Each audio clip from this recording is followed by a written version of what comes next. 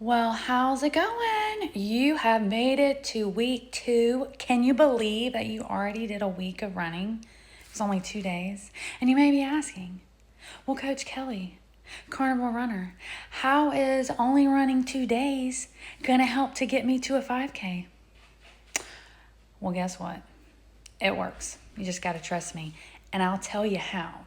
So, your first week, you alternated between a minute on, minute off, minute on, minute off, or 30 seconds on, 30 seconds off, 30 seconds on, 30 seconds off, or 2 minutes on, 1 minute off, 2 minutes. Okay, so you did a lot of alternating, right? Let's see here. I've stopped my run on the video. You see this really pretty background, you see? That's something that I recorded with my meta glasses. Beautiful place to run. It's on a 1 mile loop. It's important that if you can find something that's like a 1 mile loop, especially if you don't have a tracker on your watch. If you know the distance is a mile, well then whenever you go to run your mile or run your loop, then you only have to know the beginning time of when you start your loop and the ending time of when you end your loop. And there you go, there's your pace. So if it takes you 10 minutes to run your loop, then you're at a 10-minute pace. And we're not really worried about pacing right now. We're just worried about getting you to start that race, finish that race, or start that long run that you want to do, finish that long run that you want to do. So again, how is this little tiny increments going to get you to a 3 mile race or a long run, which is a long run is like generally an hour and a half or longer. You got to work up to that. We're not there yet. We're at beginner, so let's just worry about beginner stuff.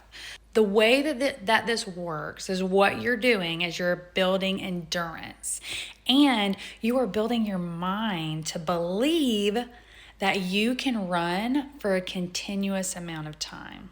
So whenever you start out with like small increments, like only a minute, only 2 minutes, you're a lot less likely to stop at 45 seconds because you know, okay, I only have 15 seconds left. I can do this. Or if you're at 2 minutes, you're a lot less likely to stop at a minute and a half because you're like, oh, I can do 30 more seconds. And most of running is your body can do it. Is convincing your brain to keep going because your body can. Just convincing your brain. So, Coach Kelly, what are we doing today? So today what we're doing, we are already on week 2, day 1 of week 2. So today you are going to run for 4 minutes, and then you're going to walk for 2 minutes, and then you're going to run for 4 minutes.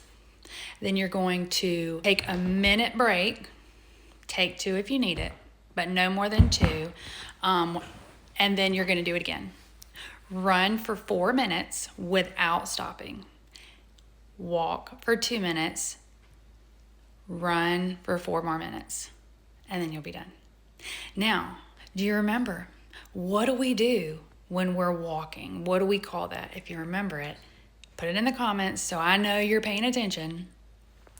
We are pretending that we're certain people that walk really fastly indoors. What do we call those people?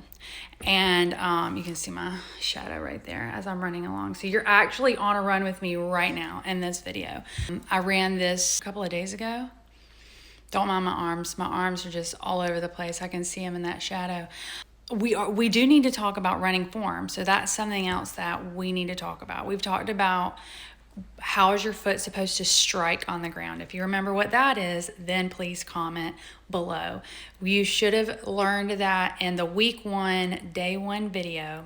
So look back and let me know that you've watched that you know which way your foot's supposed to strike. And if you already know it, then comment below and tell me.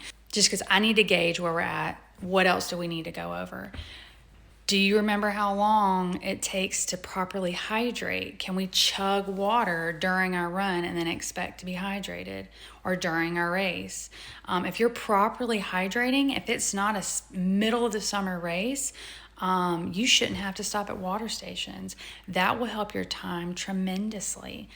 that's a big hint, is being properly hydrated. Now, sometimes I'll grab water and pour it over me because I get super hot. That's not the worst thing. We know our workout for today: 4 minutes on, 2 minutes walk, 4 minutes, and then a 2-minute break. 4 minutes run, 2 minutes walk. See, they were walking real good. They were booking it. When you run, how is our foot supposed to strike? Comment below. But also, what are your hands supposed to be doing? Do you know what your hands are supposed to be doing? What should that look like? Watch that in the video and I'll tell you exactly a really good hint to keep you getting your hands correct so that you won't get yourself too tensed up. This is week 2, day 1. You are already 12.5% complete. If you help your kids with math homework, then you know that. I didn't realize that percentage off the top of my head until I started helping my daughter with her math homework in middle school.